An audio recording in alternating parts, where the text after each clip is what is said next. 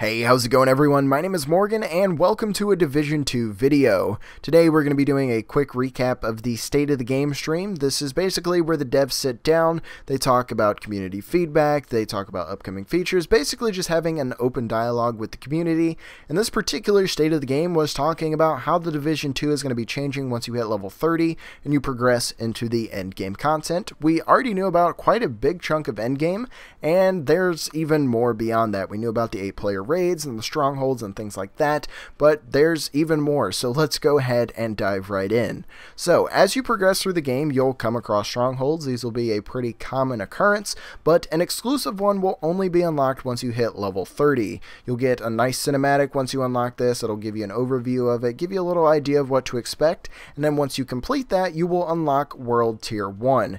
Once you're in World Tier 1, the final stronghold, called Tidal Basin, which the devs said won't be possible to complete for a while into the endgame, will be unlocked, and this will also do the same thing. You'll get a nice little cinematic, you'll get a little tease of what to expect inside of the stronghold, and that is your next goal. The stream also showed a comparison of how different the game will be from an example at level 15, showing the map as you progress through the story and you're just playing the game, and then another at level 30, World Tier 1. The World Tier 1 shows a larger portion of the map unlocked, more activities, more missions, just more stuff to do in general. So once you hit level 30, progress into your first world tier, there is a ton of new content opening up.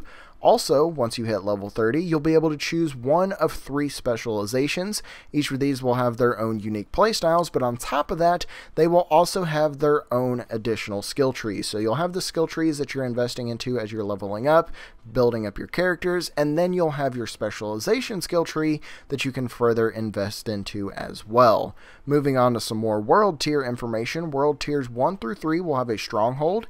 Each of them will be a Black Tusk controlled stronghold that you have to take back, but in order to access these, you'll have 2 prerequisite invaded missions to complete. Once you've done those 2 missions and completed the stronghold, you'll progress to the next world tier and move on to the next stronghold and invaded missions until you're in world tier 4. So basically, you'll hit world tier 1, you'll do your prerequisite invaded missions, you'll do your stronghold, move on to world tier 2, so on and so forth, and you'll keep repeating this process with different strongholds in each world tier. Also, as you're progressing through these world tiers, a character called the Snitch and the Deck of 52 will become available, each faction belonging to a specific suit of cards. Deck 52, 4 suits. These are named world bosses that spawn throughout the world. You kill them, you'll get loot and commendations. However, these bosses won't respawn until you complete the deck. So you will have a farmable set of 52 world bosses, but in order to go back and kill them again, you need to kill all 52. And then our final piece of information here is regarding World Tier 4, where another activity opens up called the Priority Target Network. These are a set of interconnected 7-tier bounties that will take you to various named locations throughout the world, eliminating enemies for loot and other rewards. So this is all we know from the state of the game. We also have raids and things of that nature, the invaded missions.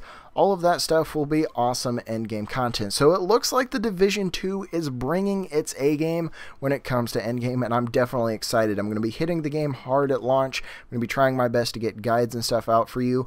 Unfortunately, there is no gameplay to go alongside these activities. There's little bits and pieces from the State of the Game stream and whatnot, but come launch, I will be grinding the game and I'll be cranking out guides for these as soon as possible. Strongholds, builds, priority targets, specializations, all that stuff. I'll be doing my best to get you guys the content you want here on the channel. But with all that being said, that brings us to the end of the video. If you guys enjoyed it or you just found it helpful in general, a like does help me out a great deal and I really do appreciate it. And if you happen to be new to Split Screen, be sure to subscribe to stay up to date with the latest in Division 2 news, guides, and more. Once again, my name is Morgan. Thank you all for watching, and I will see you all next time.